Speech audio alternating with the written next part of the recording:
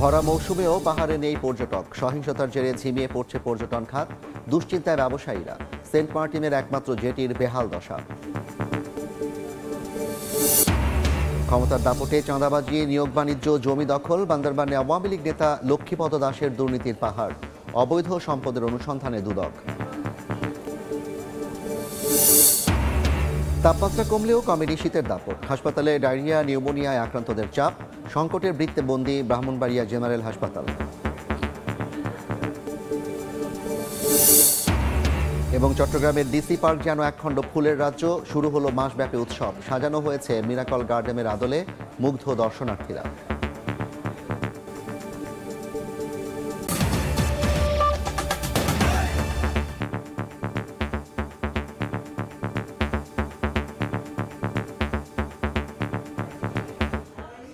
আমন্ত্রণ সময় সংবাদের নিয়মিত আয়োজন বিভাগীয় সময়, থাকছি সপ্তাহের 7 দিন ভিন্ন ভিন্ন বিভাগের সংবাদ নিয়ে।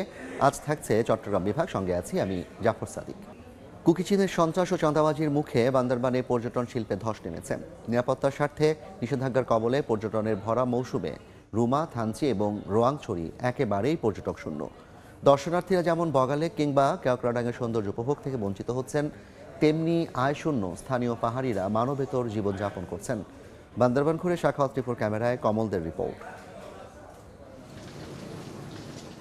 পর্যটনের এই পূর্ণ মৌসুমে দেশের দ্বিতীয় সর্বোচ্চ পর্বত শৃঙ্গ কেওক্রাডং পর্যটক শূন্যতায় কেমন যেন বেমানান লাগছে। শুধু কেওক্রাডং পর্যটক শূন্য তা কিন্তু নয়, বান্দরবান পার্বত্য জলের দর্শনীয় স্থানের জন্য সুপরিচিত রুমা, থানসি এবং রোয়াংছড়িতে এখনো পর্যটক প্রবেশ ঠেকাতে জেলা প্রশাসনের জারি করা নিষেধাজ্ঞা বলবৎ রয়েছে। টুরিস্ট নাই, ব্যবসা বাণিজ্য বন্ধ। যারা গাড়ি মালিক, যারা দোকানদার, যারা ট্যুরিজম করে, অনেক লস।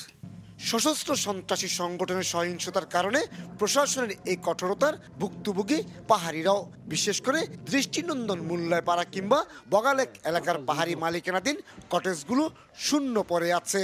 পর্যটকের আশায় ফুল দিয়ে সাজিয়ে রাখা হয়েছে ছোট ছোট খাবারের হোটেলগুলো, কিন্তু সেখানেও হতাশ হতে হচ্ছে মালিকদের। কম্বল, চাদর, যেগুলো মাফলার যেগুলো বোনানো হয়েছে, এগুলো ক্ষেত্রেও বেচা কেনার সমস্যা দেখা দিচ্ছে। 4-5টা কটেজ আছে পাড়াতে, এগুলো এখন টাকা পয়সা কোনো ইনকাম নাই। কুকিচিন প্রধান ও আইন শৃঙ্খলা বাহিনীর তালিকার most wanted Nathan bomb Bangladesh সীমান্তবর্তী ভারতে অবস্থান নিল তার অনুসারীরা বিভিন্ন এলাকায় চাঁদাবাজি চালিয়ে যাচ্ছে বলে অভিযোগ উঠেছে। তাদেরকে বয়কট করেছি, আর এই বয়কটের প্রতিফলন হয়ে এখন তারা দেখছে যে অপরাধ করেছে, সে অপরাধে অনুতপ্ত হয়ে একদম গহীন অরণ্যে চলে গেছে, যেটা নাগালের বাইরে। তারা যে ধরনের মোবাইল সিম ব্যবহার করছে, প্রকৃতপক্ষে তাদের এদের নিজস্ব কোনো এনআইডি না। বান্দরবানের 7 উপজেলায় মোট লোক সংখ্যা 4,81,000, এর মধ্যে সরাসরি 1 লাখ মানুষ পর্যটনের সঙ্গে জড়িত, আর বেশিরভাগ পাহাড়ি জুম চাষি হিসেবেই পরিচিত। তবে স্থানীয়রা এটি আর দেখতে চায় না। তারা চায় এই বান্দরবনে আবারও পর্যটকরা ফিরবে, আবারও প্রাণ ফিরে পাবে এখানকার কেওক্রাডং, এখানকার বগালেক এবং মূল্যায়পাড়া। বান্দরবনের রুমার বগালেক থেকে কমল দে, সময় সংবাদ। যথাযথ রক্ষণাবেক্ষণের অভাবে ভঙ্গুর দশায় সেন্ট মার্টিন দ্বীপে নামার একমাত্র জেটি। ওপর থেকে আপাতদৃষ্টিতে ঠিকঠাক মনে হলেও বেশ ঝুঁকিপূর্ণ হয়ে উঠেছে অবকাঠামোটি। যে কোনো সময় ঘটতে পারে বড় দুর্ঘটনা। দ্রুত নতুন জেটি নির্মাণের দাবি স্থানীয়দের। মোহাম্মদ ফরাজের ক্যামেরায় বিস্তারিত জানাচ্ছেন সুজাউদ্দিন রুবেল। বঙ্গোপসাগরের বুকে 8.5 বর্গ কিলোমিটারের দ্বীপ সেন্ট মার্টিন। এই দ্বীপে বসবাস করে প্রায় 10,000-এর বেশি বাসিন্দা। আর পর্যটন মৌসুমে প্রতিদিনই পর্যটকবাহী জাহাজে আসা যাওয়া করে 2,000-এর মতো পর্যটক, যাদের যাতায়াতের একমাত্র মাধ্যম নৌপথ। জাহাজ কিংবা ট্রলার, যাত্রী বা মালামাল নিয়ে ভিড়ে সেন্ট মার্টিন দ্বীপের একমাত্র জেটিতে। কিন্তু গুরুত্বপূর্ণ এই জেটির এখন বেহাল দশা। উপর থেকে ফিটপাট দেখতে হলেও ভেতরে ভঙ্গুর দশা স্থাপনাটির। কোথাও ভেঙে পড়েছে রেলিং, পিলারে ধরেছে ফাটল, নিচের অংশে পুরো আস্তরণ উঠে বিপজ্জনকভাবে বের হয়ে গেছে রড। জাহাজ সেন্ট মার্টিন জেটিতে ভিড়লে নামার সময় বিপাকে পড়েন পর্যটকরা। নামতে গেলে ঝুঁকিপূর্ণ, এখানে নিচে পড়ার সম্ভাবনা আছে। এটা কাঠের তৈরি, আবার দেখা গেছে ভেঙে যাওয়ার সম্ভাবনা খুবই বেশি। আগামীতে এটা যে কোনো সময় কি জাহাজের ধাক্কা খেয়ে জোরে জোরে ভেঙে পড়ে যেতে পারে।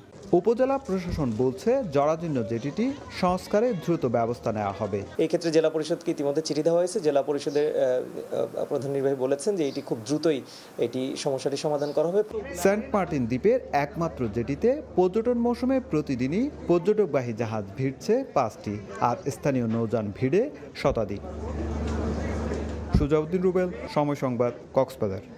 বিভাগীয় সময় আরও থাকছে। ৫৮ ইউনিয়ন পরিষদের ২২টিতে নেই নিজস্ব ভবন। লক্ষ্মীপুরে ভাড়া বাসায় চলছে কার্যক্রম। দাপ্তরিক ও প্রশাসনিক কাজ ব্যাহত। জায়গা নির্ধারণে জটিলতার অজুহাত। দলীয় প্রভাব খাটিয়ে চাঁদাবাজি, নিয়োগ বাণিজ্য, টেন্ডারবাজি, জায়গা দখল সহ নানা অপরাধের অভিযোগ বান্দরবান জেলা আওয়ামী লীগের সাধারণ সম্পাদক ও জেলা পরিষদ সদস্য লক্ষ্মীপদ দাসের বিরুদ্ধে। এতদিন ভয়ে কেউ মুখ না খুললেও ৫ আগস্টের পর থেকে বেরিয়ে আসছে তার অপকর্মের চিত্র। তার বিরুদ্ধে আছে 5টি মামলা। দুর্নীতি তদন্ত শুরু করেছে দুদক। লক্ষ্মীপদ দাসকে গ্রেফতার করে আইনের আওতায় আনার দাবি ভুক্তভোগীদের। সোহেল কান্তিনাথের ক্যামেরায় NA জাকিরের রিপোর্ট।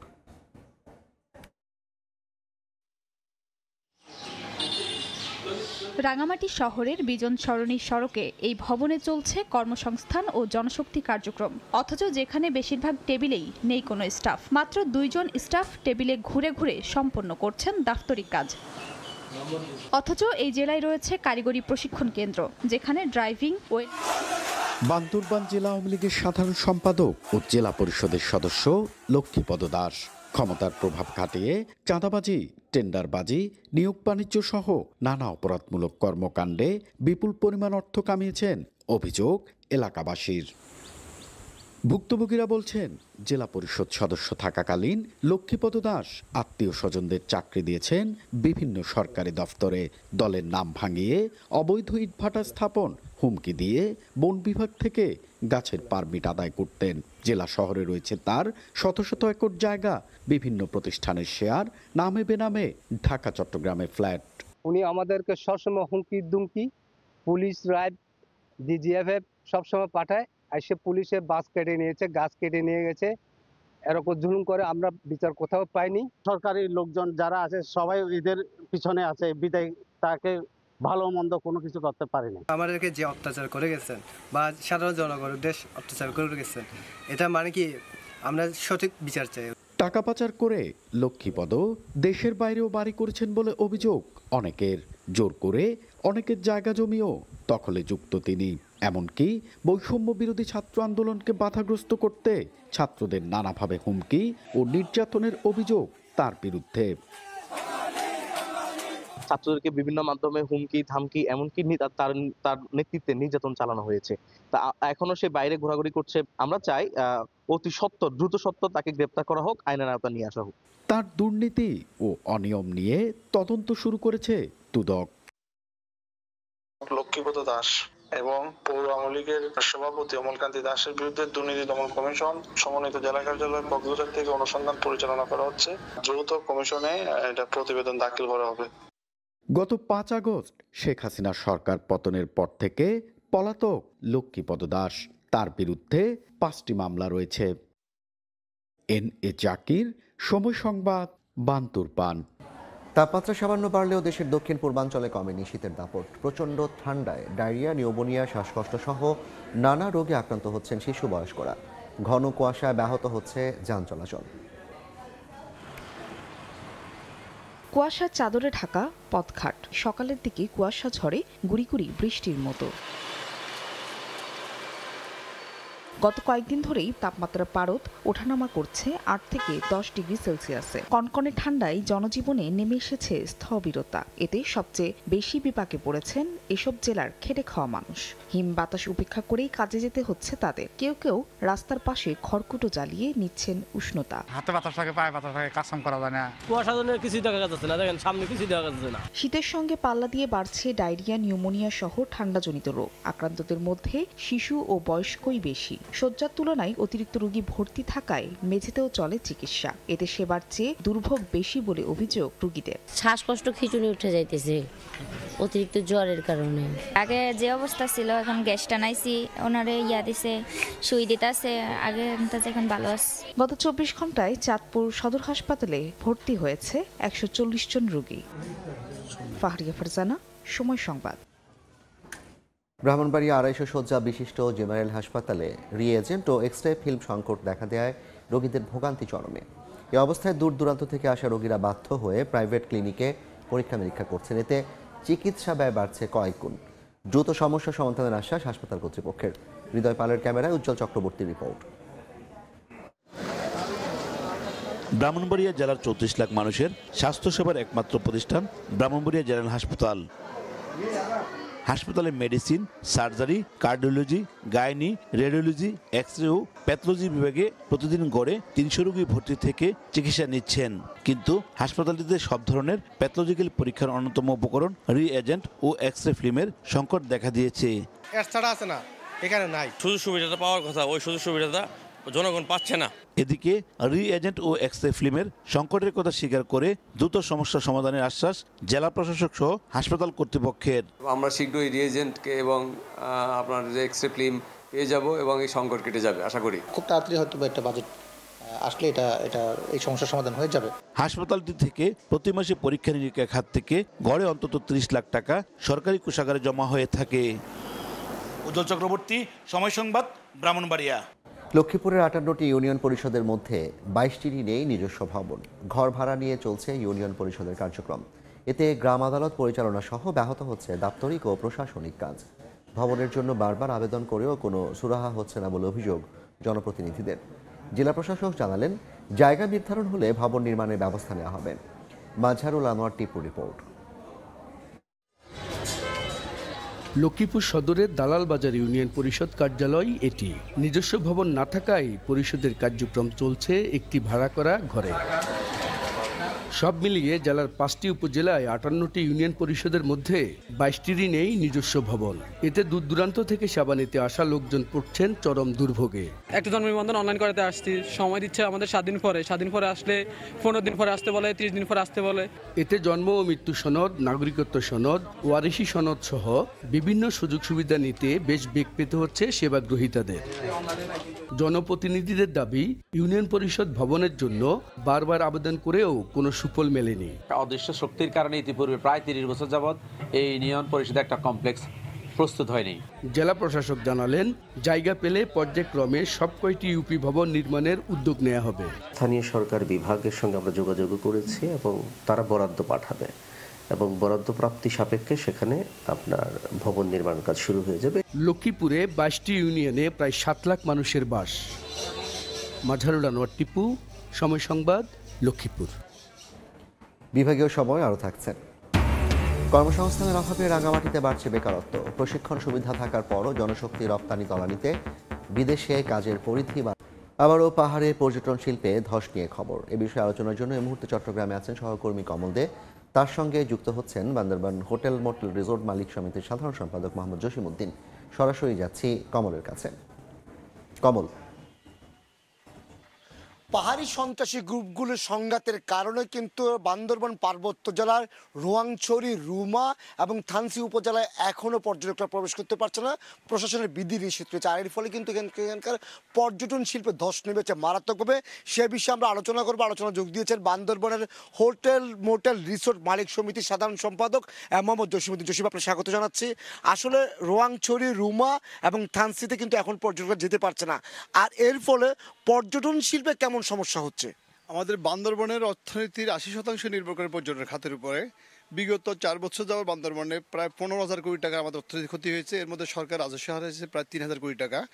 আমরা বর্তমানে 3টি উপজেলা পর্যটন ভ্রমণে সম্পূর্ণ নিষেধাজ্ঞা রয়েছে, বান্দরবন সদর এবং লামা, আলীকদম, নাইক্ষ্যংছড়ি ব্যতীত। এই পরিস্থিতি চলতে থাকলে বান্দরবনের এমনি অর্থনীতির চাকা ধসে পড়েছে। আশা করতেছি আগামী দিনে আরও খারাপ পরিস্থিতি হবে। যদি পর্যটন খাতে আমরা যদি ঘুরে দাঁড়াতে না পারি, তাহলে আমাদের সকল ব্যবসা প্রতিষ্ঠান এবং মানুষের জনজীবন কিন্তু বিপন্ন হওয়ার পর্যায়ে আছে। আমি যদিও 4টি উপজেলায় চালু আছে, যেটা হচ্ছে সদর উপজেলা, আলীকদম, লামা, সেখানে কিন্তু এমন কোনো পর্যটন স্পট নেই। পর্যটন স্পট সব হচ্ছে আবার রুমা, থানসি, যেখানে হচ্ছে রোয়াংছড়ি। বিশেষ করে আমি যদি বলি আপনার যে পাহাড়ি পথ যেটা আছে, যে মুল্লাইপাড়া কিংবা বগালে কিংবা কেওকারডং, সেখানকার আসলে এখন কি অবস্থা একটু বলবেন? এবং কটেজগুলো কিন্তু অবহেলিত অবস্থা পড়ে আছে। ওইখানে একদম সুনসান নিরাপত্তা বিরাজ করতেছে। বাংলাদেশ সেনাবাহিনী আপনার প্রচেষ্টা চালাচ্ছে আপনার এখানকার পরিস্থিতি স্বাভাবিক করার জন্য, কিন্তু বিভিন্ন সন্ত্রাসী গ্রুপের ঝটিকা আক্রমণের পরিপ্রেক্ষিতে মাঝে মাঝে একটা বিচ্ছিন্ন ঘটনা ঘটে, যার পরিপ্রেক্ষিতে পর্যটন খাত কোনোভাবেই ঘুরে দাঁড়ানো বা প্রশাসন অনুমতি দিতে পারতেছে না।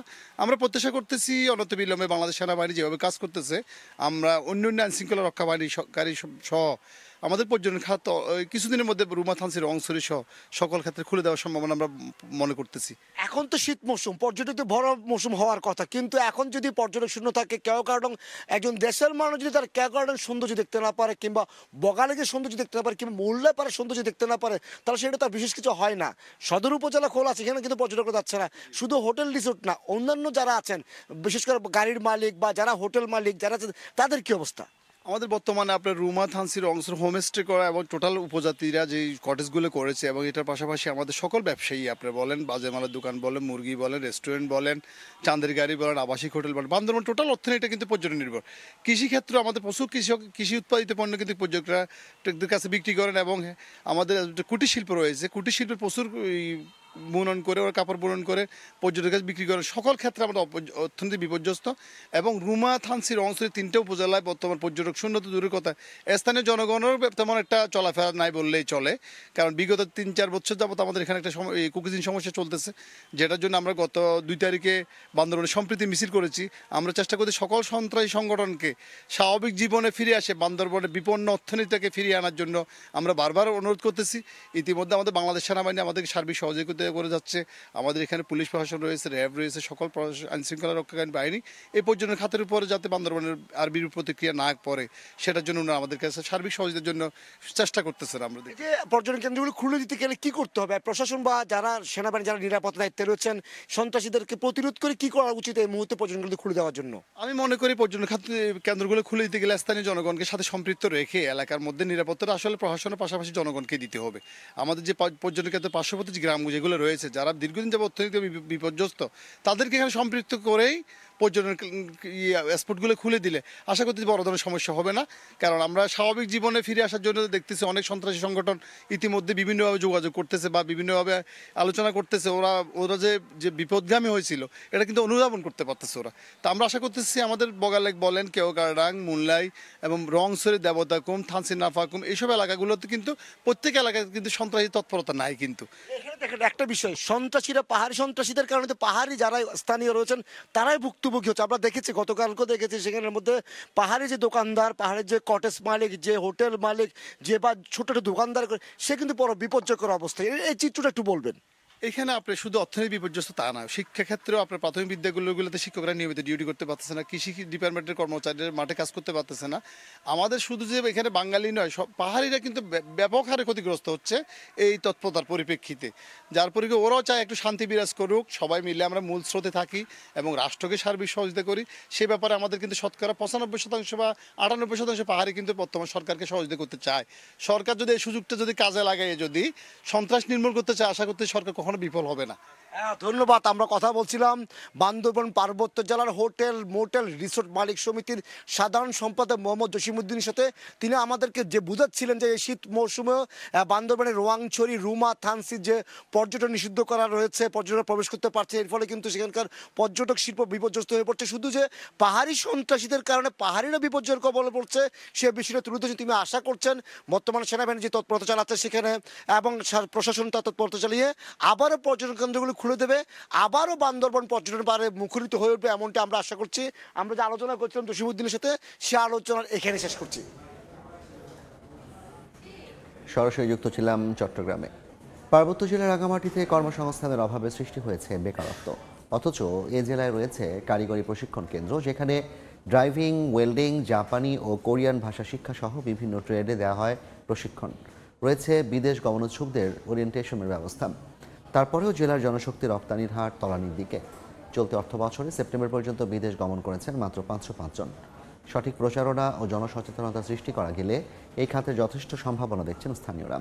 তবে সীমাবদ্ধতার পরও এই খাতকে এগিয়ে নিতে কাজ চলছে বলে জানান সংশ্লিষ্ট কর্মকর্তা।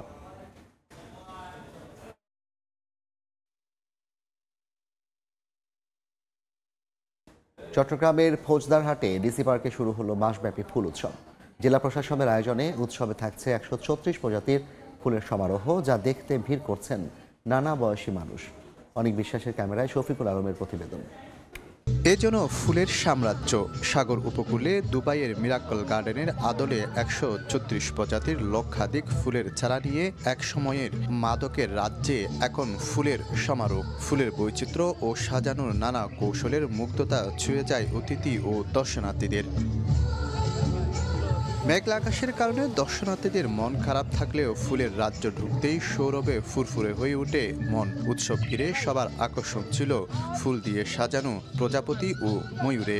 এই ধরনের ফুল উৎসবে আসলে আসলে মনের যে প্রশান্তি হয় সেটা হয়। আজকে অনেক ফুলের সম্পর্কে যেগুলো জানি না, যার নাম আমরা হয়তো বা কখনো শুনি নাই, সেগুলো সম্পর্কে পরিচিত হব। ফুল ভালোবাসার প্রতীক, সৌন্দর্যের প্রতীক। এদিকে বেলুন উড়িয়ে মাসব্যাপী বর্ণাঢ্য ফুল উৎসবের উদ্বোধন করেন মন্ত্রিপরিষদ সচিব। এমন ব্যতিক্রমী উদ্যোগ সারা দেশে ছড়িয়ে দেওয়ার তাগিদ দেন তিনি। মাদক থেকে নতুন প্রজন্মকে বিনোদনমুখী করতেই এই আয়োজন বলে জানান জেলা প্রশাসন।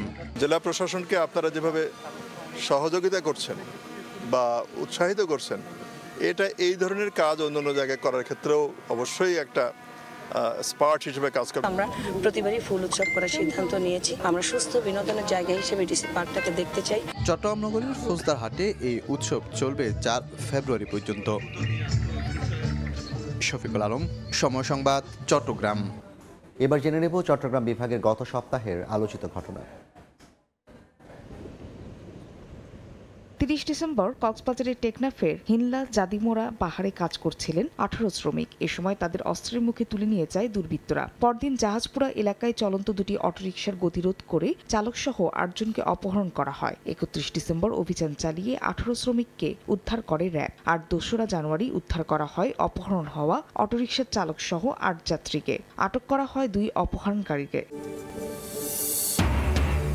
1 বছর আগে উদ্বোধন হলেও নানা জটিলতায় টোল আদায় থমকে ছিল চট্টগ্রামের এলিভেটেড এক্সপ্রেসওয়ের। 3 জানুয়ারি এক্সপ্রেসওয়ের পতেঙ্গা প্রান্তে টোল আদায় কার্যক্রমের আনুষ্ঠানিক উদ্বোধন করেন গৃহায়ন ও গণপূর্ত মন্ত্রণালয় উপদেষ্টা আদিলুর রহমান খান। এটি আগে সাবেক মেয়র ABM মহিউদ্দিন চৌধুরীর নামে নামকরণ করা হলেও পরিবর্তন করে করা হয় জুলাই বিপ্লবের চট্টগ্রামের প্রথম শহীদ ছাত্রদল কর্মী ওয়াসিম আকরামের নামে।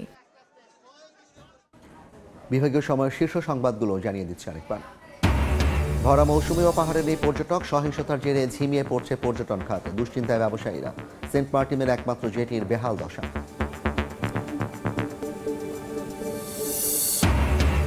অভ্যুত্থানে চট্টগ্রামে গুলির সামনে বুক পেতেছিল ছাত্র জনতা। এখনও যন্ত্রণার সঙ্গে লড়ছে আহতরা। প্রয়োজনীয় চিকিৎসা না পাওয়ায় হতাশা। এবং ক্ষমতার দাপটে চাঁদাবাজি, নিয়োগ বাণিজ্য, জমি দখল। বান্দরবানে আওয়ামী লীগ নেতা লক্ষ্মীপদ দাসের দুর্নীতির পাহাড়। অবৈধ সম্পদের অনুসন্ধানে দুদক।